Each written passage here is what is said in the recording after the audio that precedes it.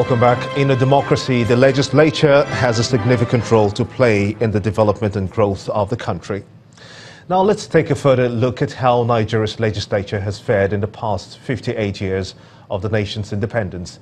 And I'm now being joined from Owerri, the Imo State capital, by a law teacher at the Bayes University, Dr. Sam Amadi. I want to thank you so much indeed for joining me on the News at 10. It is known that our legislature has not existed for straight 58 years, but how would you describe the state of the lawmaking arm of government in Nigeria today? Thank you very much. I think first we need to acknowledge, to start from what the UN Economic Commission for Africa said in 1995. They said that the state of the legislature in Africa is one of underdevelopment in terms of, first, legal capacity. Legislators in Africa lack the capacity to have quality personnel in terms of bureaucracy. Two, independence. They are usually not independent. And thirdly, they lack the capacity to make transformative law. So from these three paradigms or three perspectives, we can say that the legislature in Nigeria has not done very well. To be fair, one, we've not yet built the bureaucratic capacity for lawmaking. If you look at developed countries, you see that usually the legislature has a very solid bureaucracy in terms of legislative aides who have capacity for issues of budgeting, fiscal policy, experts in public policy.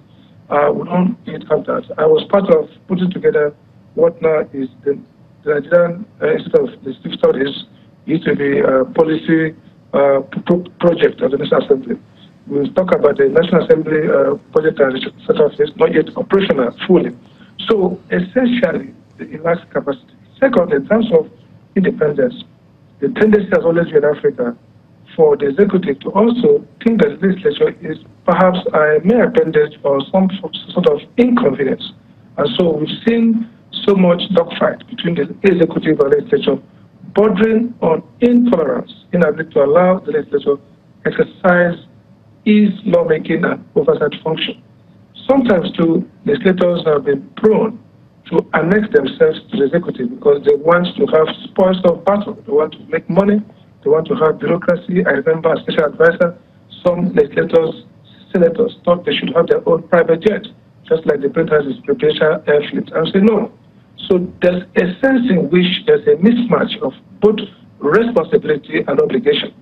And so we can say that the legislature in Nigeria since 1960 has shown some improvement in terms of lawmaking. We've seen some laws, the FOI bill, we have seen the governance law in the petroleum sector, even though not yet signed. So there's some improvement. But essentially, legislature has not risen to the game to provide leadership in terms of laws and policies that can transform the institution. It still lacks both the democratic power and the political sophistication to engage the executive in a balance of power without undermining democracy. I must thank you very much indeed for sharing that with us, Dr. Sam Amadi, as we do apologize also for the rather poor quality of that visual you watching. He is, of course, a teacher at the Bayes University in Abuja. You're watching the News at 10 on Channels Television, reaching you live from Lagos. Let's quickly switch over to our Abuja studios, where Malpe Ogun Yusuf is standing by to take us through. Malpe. Hello, Gimba. It's good to see you. The federal government is assuring Nigerians that the worst is over as far as the flood disaster is concerned. The Minister of Water Resources, Engineer Suleiman Adamu, gave the assurance while addressing State House correspondents after the weekly Federal Executive Council meeting presided over by the Vice President, Professor Yemi Oshibajo. The minister says the water level in Lokoja and the Lagdo Dam is receding, thereby allaying any fears of more flooding. Meanwhile, as residents of Anambra State in Nigeria's southeast region wait for the waters to recede, the Anambra State Governor Willie Obiano is asking those in flooded areas to relocate to nearby holding camps provided by the government to avoid any further disaster. He made the appeal during a tour of affected communities in Ogbaru local government area. The appeal comes as floods hit more communities in the state. Aboard a naval gunboat, Governor Willie Obiano sets out with a team to flooded communities. Right from the takeoff point, the water level is higher than usual. As they proceed, the scale of damage begins to show. After assessing the situation, the governor appeals to people still staying back in flooded areas to relocate to camps provided in safe zones. Please, we are appealing to everybody who is still inside the affected areas to please come on land. We have 28 holding centers. 28 of them. We've been announcing this for over 1 month on the radio. And those holding centers, I'm about to visit a couple of them this afternoon to see for myself the readiness and how the people that have been coming to the shelter are being taken care of. From the Onitsha Marine end, they moved to a tiny holding camp in Ogbaru local government area where more than 100 displaced persons are taking shelter. The governor gives them assurance of the government's commitment to their welfare. We are going to bring them a medical doctors to see through the activities, challenges and medication. The DPO of this area must ensure security for these people. Some of the displaced persons tell of the pains of abandoning their homes. I got help from some people who were passing with canoe, and they rescued me and my children with just a mattress. Every other property is lost to the flood. I don't have a stove to cook. We were given sleeping and bathing materials. We thank the government for the much they've done and hope they'll do more. At another camp at St. Patrick's Parish, Shodekwe, in the same local government area, the governor promises the over 300 occupants basic amenities such as water and electricity to ease their stay there. Governor Obiano says a record of all displaced persons will be taken to allow for proper planning of their welfare until the water recedes.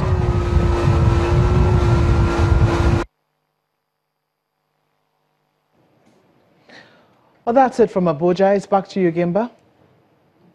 Indeed, Malpe. All right, let's quickly shift over now to Kayode Okekiolu for the business news of the day.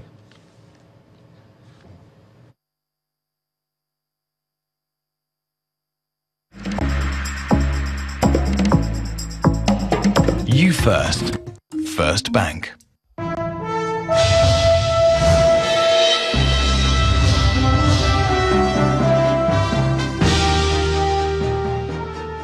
Many thanks, Gimba, and you're welcome to Business News. A total of 741.8 billion naira has been distributed as federal allocation for the month of August to the federal, state and local government councils. The figure shows an increase of over 27% compared to what was shared in July. Addressing newsmen after the monthly meeting of the Federation Account Allocation Committee in Abuja, the permanent secretary at the Ministry of Finance, Mr. Mahmoud Dutse, told journalists that gross value added tax for the month rose to 114 billion naira, and this is up from the 79 billion naira received in July. In the meantime, the Accountant General of the Federation, Mr. Ahmed Idris, is assuring civil servants of the payment of their salaries in spite of the proposed strike by the Nigeria Labour Congress. A latest report from the Debt Management Office shows that the federal government's bond auction for September conducted today was oversubscribed, similarly with the August auction. A breakdown of the figure shows that demand was concentrated on the 10-year bond, which was 313% subscribed at 15.24%, while allotments were made to successful bidders at 15% for the 5-year bond and 15.15% for the 7-year debt instrument. Total subscriptions received from bidders from 3 bonds offered was in excess of 158 billion naira against the 90 billion naira offered. Proceeds of the auction are expected to provide additional financing for the implementation of the 2018 Appropriation Act. And elsewhere, one of Nigeria's listed Tier 2 lender, Fidelity Bank, today released its much-awaited first-half earnings to the market. The lender reported an increase in earnings per share to 41 kobo from 31 kobo in the same period of 2017. Fidelity Bank says its net profit tops 11.84 billion naira, much better by 31.1%, or 9.03 billion naira reported in the first 6 months of last year. Gross earnings came in at 88.9 billion naira, showing a 3.6% increase, while headline profit was higher, some 27.3%, during the period under review. Let's take some news from the Nigerian Stock Exchange, where key indicators of the domestic stock market fall back to negative territory as investors switch to sell mode in high-value equities at the close of midweek trading session. Tosin Additional tells us more.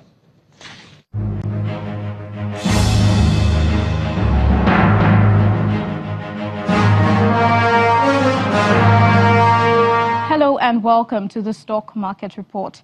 Midweek trading at the Nigerian Stock Exchange ends with a slight reversal of Tuesday's strong performance as investors took advantage of the previous massive 2.08% gain to rip some profit. After previously climbing back to the 33,000 level, the market's main index pulled back by 0.46%, while total value of listed equities fell by 55 billion naira, but still around the 12 trillion naira.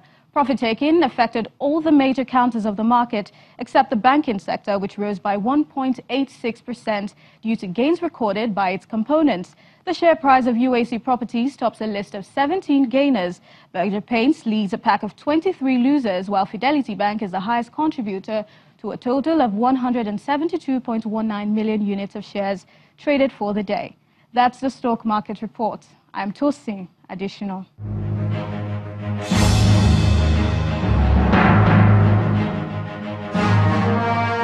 Thank you, Tosi. Well, Wall Street closed Wednesday's session lower as banks' stock fall following U.S. Federal Reserve's decision to raise its benchmark interest rate by 25 basis points. But let's see how other major markets ended the day.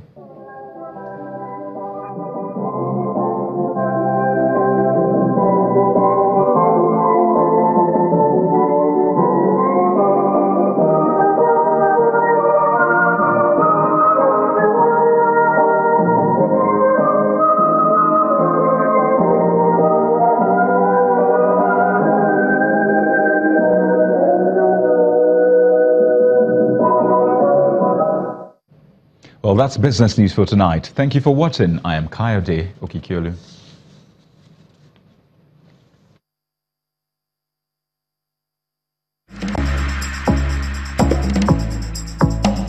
You first.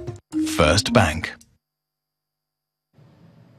Still ahead on the news at 10, the Tigers of Nigeria become the first ever African team to qualify for the quarterfinals of any FIBA Women's World Cup after beating Greece.